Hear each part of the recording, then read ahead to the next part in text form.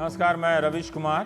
कायदे से अच्छा ये होता कि अफसरशाही और राजनीतिक नेतृत्व के सवाल पर संस्थागत रूप से बहस हो भी चुकी है, लेकिन अक्सर इन सवालों को तमाम कमेटियों के नाम से दरी के नीचे सरका दिया जाता है। टरकाने की वजह यह होती है कि आमतौर पर दोनों मिलजुल कर चलते रहते हैं, लेकिन किसी मोड़ पर टकराव हो जाए तो सिर्फ बाहर या अदालत का रास्ता नजर आता है।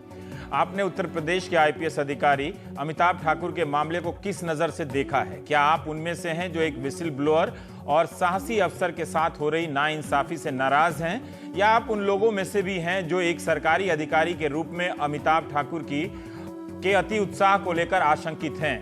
कैसे भी देखें, लेकिन जिस बातचीत को टैप कर अमिताभ ठाकुर ने सार्वजनिक की है, उससे तो यही लगता है कि मुलायम सिंह यादव ने अतिक्रमण किया है, हमदर्दी की याद दिलाने के बहाने धमकी ही दी है, सुधर जाने की नसीहत के कुछ घंटे के बाद बलात्कार के मामले दर्ज कराना और निलंबित करना बताता है कि अमिताभ ठाकुर को क्या संकेत दिया जा रहा था। बातचीत का लहजा जरूर नरम है, मगर बात सख्त है। इस बातचीत में मुलायम सिंह यादव किसी जसराना प्रसंग की याद दिला रहे हैं कि वैसी हालत हो जाएगी। दरअसल 2006 में जसराना में अमिताभ ठाकुर पर समाजवादी पार्टी के विधायक रामवीर सिंह यादव और उनके समर्थकों ने हमला किया था। बाद में आरोपी रामवीर और अन्य लोगों को बरी कर दिया गया क्योंकि गवाह पलट गए। इसी बातचीत में मुलायम यह भी कह रहे हैं कि आपसे हमदर्दी रही है, मैं पटना गया, घर वालों ने कहा कि मेरा लड़का है, देखते रहना। मुख्यमंत्री अखिलेश यादव ने कहा कि नेताजी हमें भी डांट देते हैं, फर्क यह है कि वे उनकी पार्टी के नेता हैं और पिता भी, लेकिन वे अधिकारियों के क्या हैं? मुलायम सिंह यादव की क्यों हमदर्दी थी और वे पटना अमिताभ के घर क्यों गए? अगर इतनी हमदर्दी थी तो अमिताभ ठाकुर मुलायम सिंह यादव के मुख्यमंत्री रहते हुए ही 2 बार क्यों सस्पेंड हुए? बातचीत रिकॉर्ड करना और सार्वजनिक करना विवादास्पद हो सकता है, लेकिन पब्लिक नहीं होता तो पता कैसे चलता कि हमारे राजनेता अफसरों से बात कैसे करते हैं? जरूर अमिताभ ठाकुर मुलायम सिंह यादव के खिलाफ थाने में तहरीर लिखाने पहुंच गए, जिस पर पुलिस सुधार पर बात करने वाले यूपी के पूर्व डीजीपी प्रकाश सिंह कहते हैं कि अमिताभ ठाकुर को यह नहीं करना चाहिए था। अमिताभ ठाकुर एक जुनूनी अधिकारी हैं। अमिताभ और उनकी पत्नी ने 500 से ज्यादा आरटीआई एप्लीकेशन किए हैं। उनकी पत्नी नूतन ठाकुर स्वतंत्र हैसियत से बिल्कुल ये काम कर सकती हैं, लेकिन अमिताभ की सक्रियता एक नई और रोचक परंपरा कायम करती ही है। आखिर 250 जनहित याचिकाएं दायर करने वाले इस युगल से प्रेरणा लेकर प्रधानमंत्री मोदी या किसी अन्य राज्य के मुख्यमंत्री अपने अफसरों को ऐसा करने के लिए प्रोत्साहित करें, या अफसर अमिताभ से स्वतः प्रेरणा लेते हुए जनहित याचिकाएं दायर करने लग जाएं। वैसे गुजरात में आईपीएस से कुलदीप शर्मा का मामला याद होगा। सरकार से उनकी लड़ाई चली तो उनके खिलाफ 20 साल पहले बंद हो चुके मामले को खोल दिया गया। हरियाणा के अशोक खेमका ने ट्रांसपोर्ट विभाग में भ्रष्टाचार से लड़ना शुरू ही किया था कि तबादला हो गया। हरियाणा के एक और अधिकारी संजीव चतुर्वेदी का मामला सुप्रीम कोर्ट तक गया और वहां से कई और संस्थाओं में जाता रहता है, लेकिन वे कभी मीडिया के सामने नहीं आए। अशोक खेमका मीडिया के सामने जरूर आए, मगर वे हमेशा अपनी सीमा को रेखांकित करते रहे। तो क्या अमिताभ ठाकुर संजीव चतुर्वेदी और अशोक खेमका की तरह ईमानदार होते हुए दूसरी तरह बैटिंग करते हैं? इस पर बहस हो सकती है, लेकिन एक आईजी स्तर के अफसर के खिलाफ बलात्कार का मामला दर्ज करना भी कुछ कम ज्यादती नहीं है। ये और बात है कि अमिताभ ठाकुर और उनकी पत्नी की जनहित याचिकाओं की जातियों को देखते हुए इलाहाबाद हाईकोर्ट की लखनऊ बेंच ने 9 जून 2014 को अमिताभ ठाकुर की एक जनहित याचिका से नाराज होकर बिना सरकारी अनुमति के पीआईएल करने पर रोक लगा दी। इसी तरह 11 अप्रैल 2014 को नूतन ठाकुर की एक पीआईएल से नाराज होकर हाईकोर्ट ने कहा कि पीआईएल से पहले उनसे 25,000 रुपए अदालत में जमा करनी होगी, ये शर्त लगा दी गई। क्या कोई भी सरकार अपने अफसर को अमिताभ की तरह पीआईएल करने, धरना प्रदर्शन में शामिल होने या स्वतंत्र एवं व्यक्तिगत जांच आयोग बनाने के लिए प्रोत्साहित करेगी? शायद नहीं।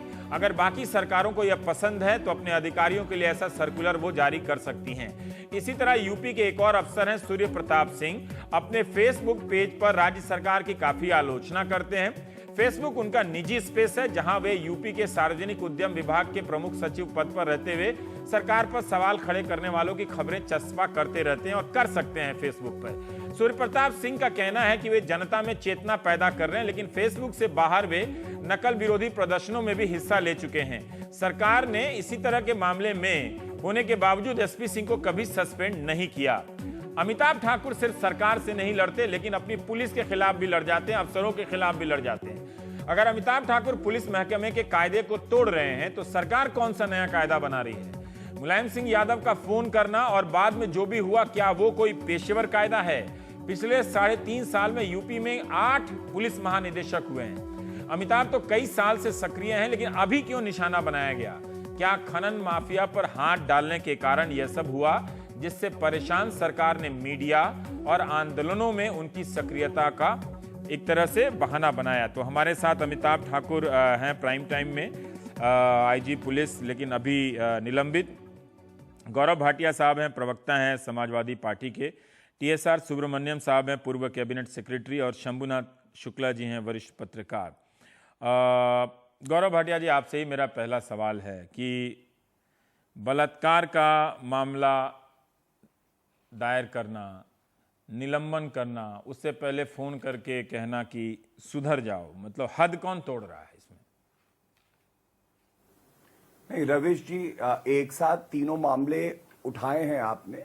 मैं समझता हूं कि सबसे पहले ये जरूरी है कि हम एक एक करके मामलों को लें, जिससे कि हमें स्पष्ट हो कि असलियत क्या है और पूरे तथ्य क्या है।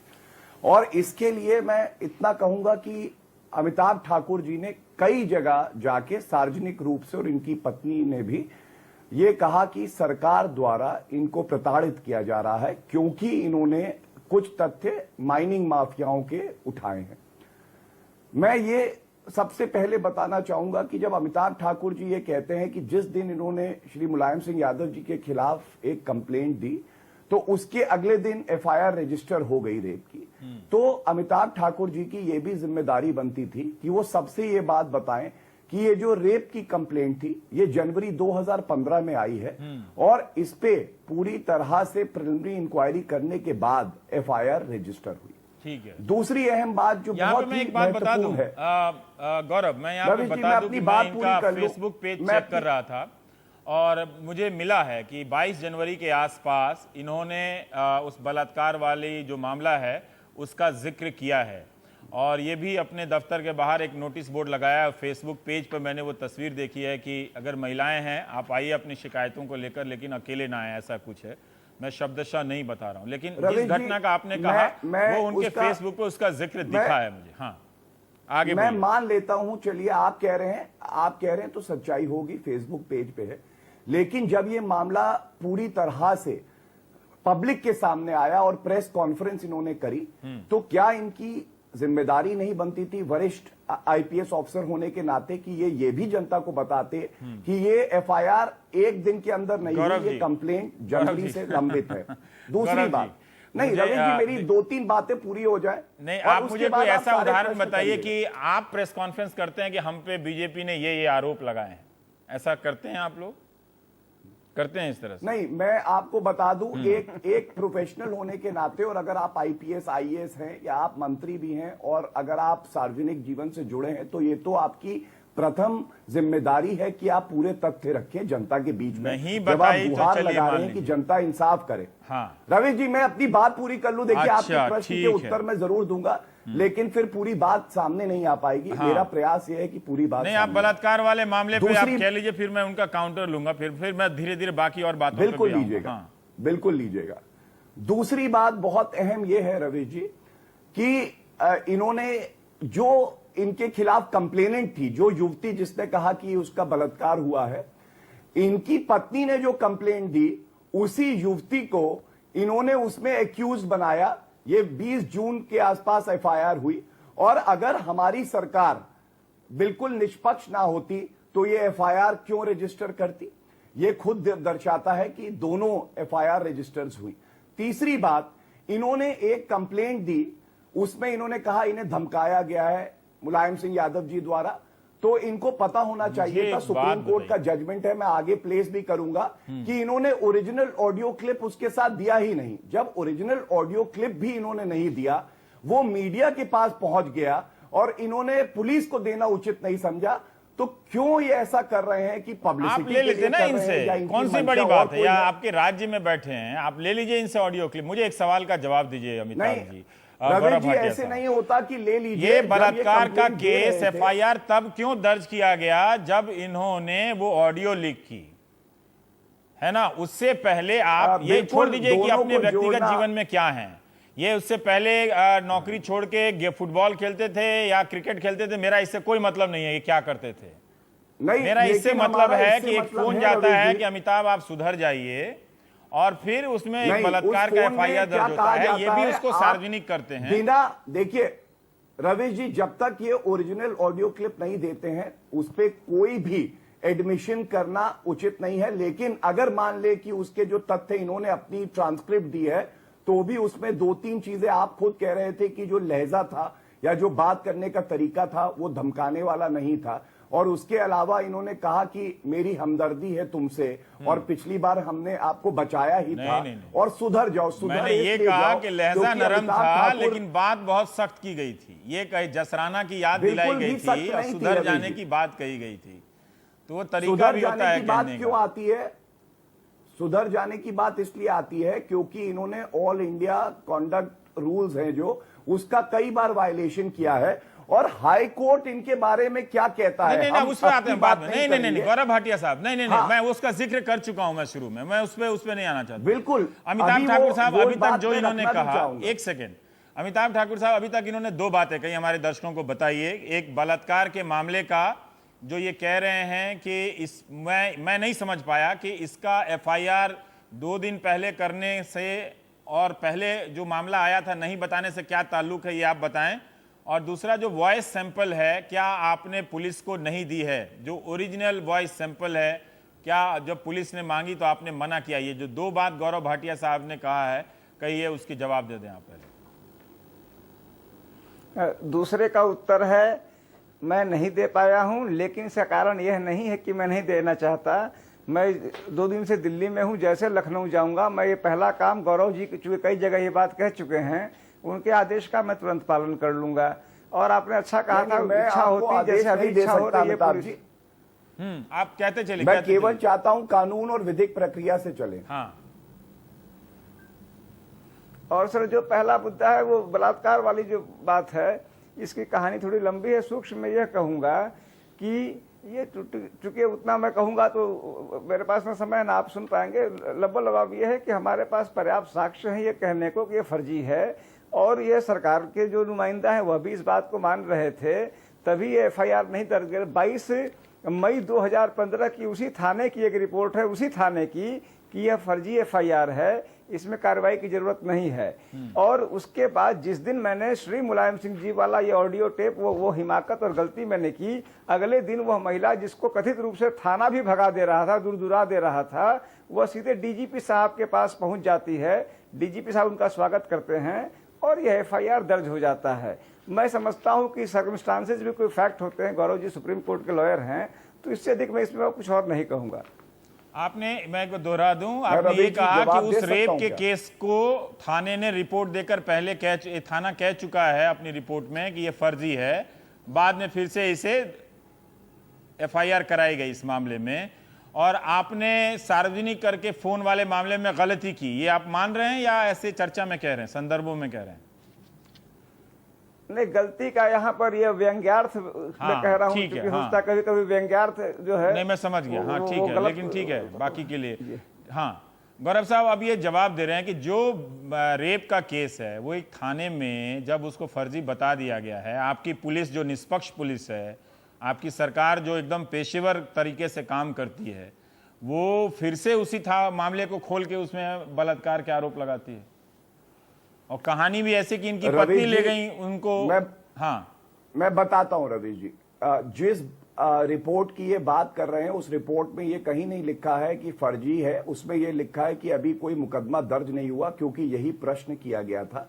और ऐसा इसलिए था क्योंकि ये जो आरोप थे ये एक वरिष्ठ पुलिस अधिकारी के खिलाफ थे। आप मुझे बताइए, अगर जनवरी की कंप्लेंट पे तुरंत एफआईआर हो जाती और इन्होंने खनन माफियाओं के खिलाफ जो लोकायुक्ता में कंप्लेंट दी है वो 2014 की है, तो हर कोई कहता कि इनको इसलिए मुकदमे में फंसाया गया या तुरंत एफआईआर हुई क्योंकि सरकार इनके प्रति जो है वो द्वेषपूर्ण रवैया रखती है। आप सरकार का क्या लेना देना था? थाने में गए थे, थाने को एफआईआर करनी थी, थाने में कोई एफआईआर होती है वहां तक सरकार इन्वॉल्व होती है। नहीं, आप रवि जी मेरी बात पूरी हो जाने दीजिए, मैं आपको पूरा पहलू रख दूंगा तो आप खुद जान जाएंगे मैं क्या कह रहा हूं।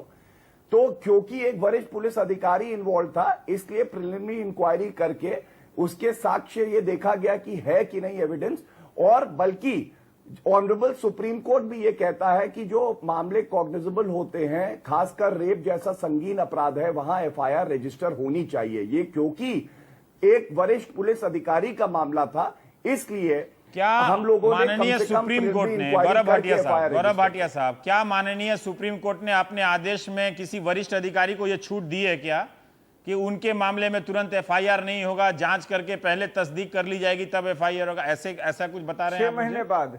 नहीं रवेश जी, आपकी बात से मैं सहमत हूं के मामले में, और ये जो जजमेंट है ललिता कुमारी का, आप सही कह रहे हैं। अगर कोई सीरियस कॉग्निजेबल ऑफेंस है उसमें एफआईआर तुरंत होनी चाहिए। हाँ। लेकिन कम से कम ये बात, लेकिन फिर कहां से आ गया सर? बहुत सारे लोगों को तुरंत, लेकिन कहां से आ गई बात? लेकिन कहां से बात आ गई? मतलब आप कुछ दलील तो दीजिए ना कि आप एक, ठीक है कि दलील दी, मैं ऐसी कोई दलील नहीं दे सकता जो सर्वोच्च न्यायालय के फैसले के अनुसार ना हो। इसलिए आप मानना कि आप खुद ही कह रहे हैं कि सर्वोच्च न्यायालय ने कहा कि तुरंत एफआईआर होनी चाहिए ऐसे मामलों में, लेकिन सर्वोच्च न्यायालय ने यह कहा कि किसी अफसर के मामला आएगा तो बैठ के विचार करते रहिएगा, और मई जनवरी से लेकर आपका अगस्त आ जाए, जुलाई आ जाए, तब जाकर एफआईआर कीजिएगा। ये कहाँ है इसमें? नहीं रवेश जी, देखिए जो आपने बात उठाई है, ये मैं पहले भी चर्चा में कह चुका हूं कि तुरंत एफआईआर होनी चाहिए और उसी वक्त हो जानी चाहिए थी। लेकिन जो अमिताभ ठाकुर जी का कहना है कि द्वेषपूर्ण रवैया और उनको टारगेट किया जा रहा है, अगर टारगेट किए जा रहे होते तो 2014 में पहली इन्होंने कंप्लेंट दी इनकी वाइफ ने, तो उसी वक्त एफआईआर, जब कंप्लेंट आई तो एफआईआर रजिस्टर हो जाती। ठीक है टीएसआर साहब, आप सहमत हैं क्या? टीएसआर साहब, देखिए दो पहलू हैं यहाँ पे, मैं दूसरे पहलू पे थोड़ी देर बाद आना चाहता हूँ। पहले ये जो इनके साथ हुआ है अमिताभ के साथ, वो ठीक है कि एक ही तरह की गतिविधि में एसपी सिंह के खिलाफ कार्रवाई नहीं होती है, लेकिन अमिताभ ठाकुर के खिलाफ कार्रवाई होती है। लेकिन अमिताभ आज से तो मीडिया में एक्टिव नहीं है, ज़्यादा एक्टिव नहीं है, वो बहुत दिनों से एक्टिव हैं। अगर अति एक्टिव भी हैं, अति सक्रिय हैं तो हैं। लेकिन जो गौरव भाटिया इनके खिलाफ जो दलील दे रहे हैं, क्या वो स्टैंड करता है आपकी नज़र में सर? मैं इसमें डिटेल में नहीं जानता नहीं हूँ, डिटेल जाना भी नहीं चाहूँगा, क्योंकि ये इंक्वायरी में है। जो भी इंक्वायरी से बाहर आए वो रिकॉर्ड में आएगा तो बाद में देख लेंगे। 2-3 चीज़ें इसमें रिमार्केबल इसमें ये है कि क्लियरली जो टाइमिंग जो है एफआईआर वगैरह का, वो बड़ा सस्पिशियस मुझको लग रहा है। वेंडटा जैसा लग रहा है, मैं नहीं कह रहा हूँ वेंडटा है, लेकिन वो टाइमिंग ठीक नहीं लग रहा है, नंबर 1। नंबर 2, एक स्पेसिफिक पॉइंट बताऊंगा, एक जनरल पॉइंट बताऊंगा कि जो सस्पेंशन अब हुआ है, क्या कोई एक्टिविटी नया किया है उसलिए सस्पेंशन है? कोई सस्पेंड होता है, क्या पब्लिक को या उनको मालूम नहीं होना चाहिए कि किस बात में सस्पेंड हो रहे हैं वो? क्योंकि हम तो रूल ऑफ लॉ करते हैं, सस्पेंड हो तो कोई प्रोविजन सर्विस रूल्स का, कॉन्ट्रैक्ट रूल्स का, आईपीसी का, किसी स्पेशल एक्ट का, किसी का उल्लंघन करते हुए सस्पेंशन होता है। तो अभी तक इतनी बातें पब्लिक में आ गई, किसी को पता नहीं। क्या ये नहीं हो सकता है कि किसी ऑफिसर को लगा के 2 दिन 3 दिन करके इंक्वायरी करो और उसके बाद ये तुम्हारा खिलाफ, तुमने फलां तारीख को ये किया, ये किया, ये किया, उसकी इसलिए आप जवाब दो, जवाब दे के सस्पेंड करें? ये नहीं हो सकता। तीसरी जनरल बात मैं कह रहा हूं कि ये देखें कि एक सीनियर अफसर को, छोटे जूनियर सीनियर, आप ऐसी जब मन आएगा सस्पेंड कर सकते हैं, ठीक है, आपके पास अधिकार है। क्या कोई मिनिस्टर के ऊपर कोई वो भी पब्लिक सर्वेंट नहीं है क्या? केवल सिविल सर्वेंट पब्लिक सर्वेंट हैं, मिनिस्टर भी उनके खिलाफ आता है, कहते हैं कोर्ट में जाएंगे, 20 साल उसको खिंचाएंगे, लालू 25 साल करेंगे, जयललिता करेगी 30 साल। ये हमारी बिल्कुल उल्टा है हमारा सिस्टम। अब ये कहेंगे कि साहब सस्पेंशन कोई पनिशमेंट नहीं है, तो मिनिस्टर को क्यों नहीं सस्पेंड करते हो आप क्यों लोकपाल नहीं लाए हो? तो मैं कह रहा हूं इसमें बड़े बड़े बातें निकल रहे हैं, हम ये तू में न जाएं। मैं तो मुलायम सिंह के साथ काम भी किया हूं, मैं उनको इज्जत करता हूं, I have lot of regard for him. But on the other hand, अगर ठाकुर ने कुछ गलती किया, इंक्वायरी अच्छी, अब मुझको फ्रैंकली लग रहा है उनका यूपी में अच्छा इंक्वायरी नहीं होगा, उनका इंसाफ नहीं मिलेगा, इस इंक्वायरी को बाहर ही करना पड़ेगा। आप कुछ भी यूपी में हो, वाकई वो गिल्टी भी हो, तब भी हमको किसी को भरोसा नहीं होगा कि उनका फेयर हुआ है। ये तो नंबर 1 बात है। नंबर 2, मुझसे इसमें हम छोटी बात में उलझ न जाएं। देखिए, इस देश में इतनी गरीबी है, एजुकेशन लेवल लो है, हम अभी चाइना अमेरिका के साथ बीट करना चाहिए, हम नीचे कीचड़ में बैठे हुए हैं पूरा देश। क्यों बैठे हुए हैं? इसलिए कि हमारे एमएलए एमपीज जो है, सुनिए एक बात सुन लें, एमएलए एमपीज पूरा देश को चला रहे हैं, उनका काम है लॉ बनाना। उनका बनाना यह नहीं है कि डीएम को बदलना, इस माफिया को सपोर्ट करना, उनको सपोर्ट करना। असली पावर जिनकी जिम्मेदारी नहीं है, उनके पास असली पावर है।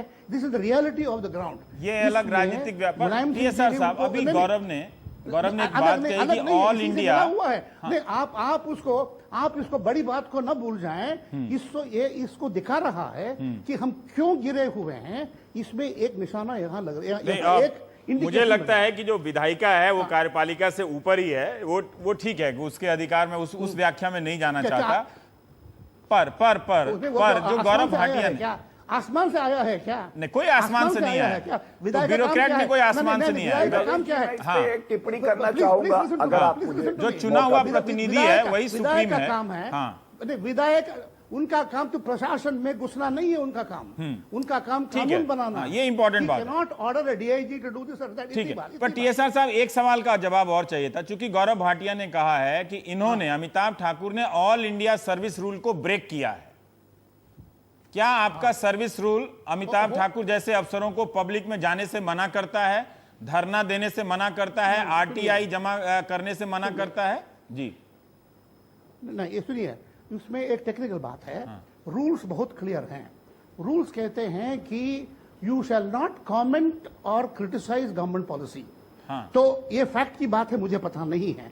अगर वो गवर्नमेंट पॉलिसी को, अगर आप ढांचा को क्रिटिसाइज करें, सिस्टम को, प्राविधान को करें कि करप्ट है, ये है, वो तो अलग चीज है। लेकिन गवर्नमेंट पॉलिसी को इन्होंने ये किया वो किया, मैं फैक्ट के ऊपर नहीं कहूंगा। इसलिए मैंने कहा कि अगर उन्होंने रूल्स को उल्लंघन किया, अच्छा है, उनका पनिश करना है और ऐसी आदमी को सर्विस पे नहीं रखना है। मुझे पता नहीं है कि उन्होंने किया नहीं किया। इसलिए मुनासिब था कि एक इंक्वायरी करते, क्लियर चार्ज लगाते कि किस दिन को किस। ठीक है, एक सवाल का और जवाब दे करना दीजिए। कोई एक सवाल का और, क्योंकि आप सीनियर ब्यूरोक्रेट हैं इसलिए मैं पूछ रहा हूं कि क्या आप अपने ऑफिसर को चीफ सेक्रेटरी रहते हुए या पुलिस डीजीपी रहते हुए आप उसे इजाजत देंगे कि वो 500 आरटीआई करे या पीआईएल करे या धरने पे जाए?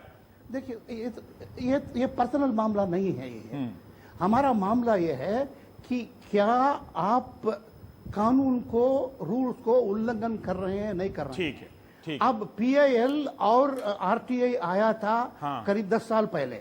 हमारी कॉन्डक्ट रूल्स बने हैं करीब 20, 25, 30 साल पहले। अगर उसमें सोच के परिवर्तन करना हो तो कीजिए, परिवर्तन कीजिए। लेकिन आज की तारीख में जो कानून है, केवल इतना देखना है कि होना चाहिए, नहीं होना चाहिए, ये कोई फिलॉसफी नहीं है। तो आज के कानून में क्या उल्लंघन किया वो देखना है। अगर आप समझें कि पीआईएल करना नहीं है तो आप कह दीजिए, कॉन्ट्रैक्ट रूल्स में चेंज कर लीजिए, 10 दिन में, 10 डेज में हो सकता है। शुक्ला जी। मेरा मानना है कि देखिए, सरकारी कर्मचारियों के लिए एक आचार संहिता होती है, कम से कम उसको नहीं तोड़ा जाएगा।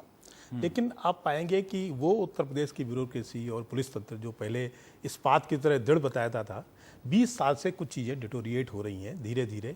कुछ राजनेताओं में इन जैसे अफसर ये सब नई हरकत करेंगे तो पता कैसे चलेगा? बहुत सारी चीजें हैं, कुछ राजनेताओं की तरफ से भी, क्योंकि वो इन अफसरों से बहुत सारे गलत काम कराते हैं और ये उसका फायदा दूसरी तरीके से लेंगे। इसमें से कुछ अति सक्रिय लोग आ जाते हैं जो कुछ ऐसे काम कर देते हैं, जैसे बहुत सारी चीजें सरकारी पॉलिसी होती हैं, उन सरकारी पॉलिसी के खिलाफ, उसमें से कहीं ना कहीं बहुत ईगो आता है, आपका पर्सनल ईगो आ जाता है, आपकी जाति कभी ईगो बन जाती है तो कभी आपका मजहब ईगो बन जाता है। बहुत सारी चीजें यानी होने लगते हैं आदमी के अंदर, अपने अंदर। उन सब गतिविधियों को बहाना बना के क्या ये जायज है कि इनके खिलाफ रेप का केस दर्ज किया जाए? ये शुरू से सस्पेंड किया जाए। टीएसआर साहब कह रहे थे, मैं शुरू से ये मानना सही है कि जो कुछ ये किया जा रहा है वो समय बहुत गलत है। कम से कम अमिताभ ठाकुर पर कोई भी चाहे निलंबन की कार्रवाई हो या बलात्कार, जांच के साथ होनी चाहिए। जांच के साथ होनी चाहिए। अब मामला बहुत संगीन हो चुका है, जबकि खास तौर पे नेताजी के खिलाफ एक टेप आ चुका हो, बहुत सारी बातें आ चुका हो, उसके पहले नेताजी पटना में जाकर के उनके परिवार से मिल चुके हों, ऐसे समय में ये कार्रवाइयां गलत थी, यानी सरकार के स्तर पे कही गई हैं। और जो टेप था वो पार्टी के सुप्रीमो का था। लेकिन उत्तर प्रदेश की ब्यूरोक्रेसी में भी कुछ चीजें लगातार अति सक्रिय लोग हुए हैं। आपने पहले संजीव चतुर्वेदी और अशोक खेमका का नाम लिया था। ये लोग अपने ही दायरे में थे, यानी उन्होंने अपने विभाग के बारे में बात की थी। यानी चाहे अशोक खेमका रहे हो जो जांच कर रहे थे, अपने विभाग की जांच कर रहे थे ना, या संजीव चतुर्वेदी ने जो किया वो अपनी एम्स की आंतरिक सुरक्षा को लेकर के था, बाकी कोई मामला नहीं था। लेकिन जहां तक अमिताभ ठाकुर साहब का मामला, वो बहुत सारी बातों में कई 100 IPL उन्होंने PIL दाखिल की हुई है, यानी उनका इन्वॉल्वमेंट कई जगह है, वो एक जगह ही नहीं है। तो फिर सवाल ये पैदा होता है कि जब वो IG home guards civil defence हैं, उसमें वो क्या कर रहे हैं? आप अपनी चीजों को देखने के बजाय दूसरी बहुत सारी चीजों में टांग अड़ा रहे, जो सरकारी नीतियां भी हैं। यही सूर्य प्रताप शाही, मैं यहाँ एक उदाहरण दूंगा। लक्ष्मी शंकर शुक्ला एक PCS अफसर हुआ करते थे। उन्होंने मायावती के खिलाफ, जब मायावती 94-95 बात है, उस समय एक किताब लेकर आ गए नहीं, खैर 97 की, जब वो मुख्यमंत्री थी। एक किताब लिखी जो अंबेडकर को हिट करती थी, कहीं ना कहीं बहुत सारी चीज़ों को हिट कर रही थी। उसमें हाई कोर्ट ने उनको लताड़ भी लगाई। यानी अफसर कहीं कहीं इतने बेलगाम जाते हैं कि सरकार की जो नीतियां हैं, मायावती की अपनी नीतियां होंगी, उन नीतियों को वायलेट करने, उनका उल्लंघन करने लगते हैं, तो उस समय उन पर निलंबन कार्रवाई होती है। लेकिन जहां तक अमिताभ ठाकुर का मामला है, चूंकि अमिताभ ठाकुर का मामला सीधे नेताजी से इन्वॉल्व हो गया, ऐसे समय अचानक मुख्यमंत्री द्वारा उन्हें सस्पेंड करना या उन पर हो गया, सारा मामला संदिग्ध। अमिताभ, आप इसको कैसे देखते हैं कि आप एक ऑफिसर रहते हुए अगर PIL करें, दूसरे विभागों में जांच करें, आप पूरा कमीशन की तरह जाते हैं, जांच करते हैं, आपकी पत्नी जा सकती हैं स्वतंत्र हैसियत से, पर हमें जब बताया गया कि आप भी जाकर जांच करने लगते हैं, PIL कर देते हैं, RTI कर देते हैं, ये कुछ ज्यादा नहीं है क्या? देखिए रवीश जी, जो आपने प्रश्न किया, यह प्रश्न एक्चुअली सुप्रीम कोर्ट तक जा चुका है। गौरव जी जानते होंगे, हमारे इनफैक्ट हम यूपी में ही कई प्रतिभाशाली लोग होते हैं। विजय शंकर पांडे जी ने भी मेरी तरह गलती की थी, एक PIL कर दिया था और बड़े लंबे उनका खिंचा था, उनके कई यह मामला सुप्रीम कोर्ट गया। विजय शंकर पांडे बनाम यूनियन ऑफ इंडिया, और इसमें सुप्रीम कोर्ट ने बड़ा स्पष्ट लिखा कि हर व्यक्ति का संवैधानिक अधिकार है जनहित याचिका दायर करना, कॉन्स्टिट्यूशनल राइट है। अच्छा। और उसको अप्रिशिएट किया जाना चाहिए, न कि उसको कंडेम करना चाहिए। यह सुप्रीम कोर्ट का है, और सुप्रीम कोर्ट का आदेश लॉ ऑफ द लैंड है। अमिताभ ठाकुर जैसा अदना आदमी उसका पालन कर रहा है, ये पहली बात सर। और दूसरी बात यह कि अमिताभ ठाकुर अगर अति सक्रिय है, अति सक्रिय होना भी गुनाह है, तो मुझे यह गुनाह मंजूर है। अति सक्रिय होने पर अगर मैं नौकरी से निकाल दिया जाऊं, अधिकारी होकर कैसे कह सकते हैं? हैं। अमिताभ ठाकुर जी, देखिए, सुप्रीम कोर्ट ने कहा कि हर व्यक्ति का अधिकार बनता है, पर सुप्रीम कोर्ट ने ये नहीं कहा। सुप्रीम कोर्ट ने ऐसा डिफरेंट थोड़ा उन्होंने यह कहा था कि अधिकारी का भी अधिकार, उन्होंने अधिकारी का स्पेसिफिक जिक्र किया था कि अधिकारियों का भी, अधिकारी और अन्य व्यक्ति में कोई अलग अंतर नहीं है। मैं एक चीज रवीश जी अंतिम कहना चाहूंगा, दरअसल ये जो नेताओं की व्यवस्था है, नेता बंधु चाहते हैं कि अधिकारी अपनी बात घुटते, जैसे पहले महिलाओं को चुप रखा गया था। साहब, वो देखिए, मेरी बात सुनिए, मैं समझ रहा हूँ। नहीं, एक बात देखिए, खेमका ने भी अपनी लड़ाई लड़ी तो अपने विभाग की लड़ाई लड़ते थे ना, आप पूरे उत्तर प्रदेश से लड़ते हैं। मुझे नहीं मालूम कि आप केंद्र सरकार से लड़ रहे हैं कि नहीं लड़ रहे हैं, आप दूसरी सरकार से, मैं इतना इम्तहान आपका नहीं लेना चाहता। लेकिन फिर आप मुझे ये बताइए ना कि ये आपका काम भी तो नहीं है ना कि आप जाकर, जो इलाहाबाद हाई कोर्ट ने क्या कहा था कि आप कुछ जरूरत से ज्यादा PIL कर देते हैं, आपकी PIL निरस्त हो गई है। 250 PIL होने के बाद 25,000 का फाइन लगाया गया। सुप्रीम कोर्ट ने जरूर आपका अधिकार बताया है, लेकिन सुप्रीम कोर्ट ने ये नहीं कहा कि आप हर मामले में जाकर आप PIL करें। ये सही नहीं है। सर्वोच्च न्यायालय ने हमारी बात, एक सेकंड अमिताभ जी, ये कुछ क्या कह रहे थे गौरव? मैं आपको रवीश जी बता दूं, जिस फैसले का हवाला दे रहे हैं अमिताभ ठाकुर जी, जब उच्च न्यायालय में इनके ऊपर सख्त टिप्पणी करी, तो इन्होंने उसी जजमेंट को दिखाया उच्च न्यायालय को, और उच्च न्यायालय ने क्या कहा ये बहुत महत्वपूर्ण है।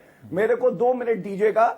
उन्होंने, इनकी पिटीशन में हाई कोर्ट ने कहा, we take strong exception to the conduct of serving IPS officer in filing writ petitions in court on various matters in which he does not have personal interest without obtaining permission from the state government. फिर high court ने कहा, इन्हीं के matter में, the petitioner serving as IPS officer is not only bound by the rules of conduct but should also act in a dignified manner. कहानी पढ़ दिया आपने। हाँ, नहीं, इसका तो जवाब देते नहीं कि बिना कमेटी जांच किए इनको सस्पेंड क्यों कर दिया, इसका तो जवाब दे नहीं रहे हैं आप। पूरा का फैसला मैं रवीश जी आपको उसको भी जवाब दे रहा हूँ। हाँ, उसका भी जवाब दे रहा हूँ। हाँ, मैं सिर्फ ये लाइन पढ़ना चाहता था कि एक पुलिस ऑफिसर के लिए हाई कोर्ट ने इनको भी कहा कि police officer is on duty 24 hours in the day, and it is better that he actually discharges his duty. अपना जो इनका दायित्व है उसको पूरा करे, ना कि पीआईएल फाइल करे।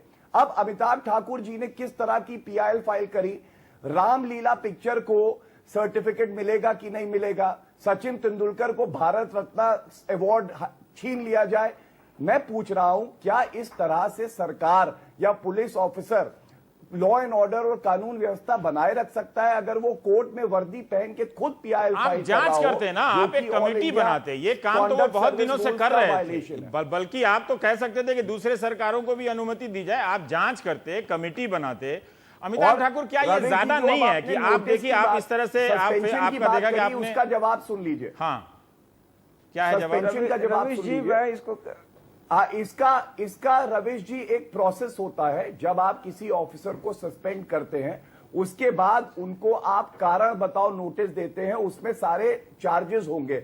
अमिताभ ठाकुर जी को भी पूरी उसमें अपॉर्चुनिटी मिलेगी, वो अपना जवाब देंगे। और आपको याद होगा कि दुर्गा शक्ति नागपाल के केस में उत्तर प्रदेश सरकार ने ही अपना डिसीजन रिकंसिडर भी छोटे किया से था। ब्रेक के बाद तो आ रहे हैं। अभी जो प्रक्रिया है उसी के तहत इनको सस्पेंड करके और इनको अभी चार्ज बात जम नहीं रही है सर। देखिए, जवाब देंगे। हम छोटे से एक ब्रेक के बाद आते हैं, बात जम नहीं रही है। रवीश जी, हम आ रहे हैं। आपको नहीं जमे, लेकिन जो नहीं तो हम पूछेंगे ना अभी, और हम और पूछेंगे ना। आप जो दही जमा रहे हैं, हम थोड़ा सा उसमें हम भी तो जोरन डालेंगे ना।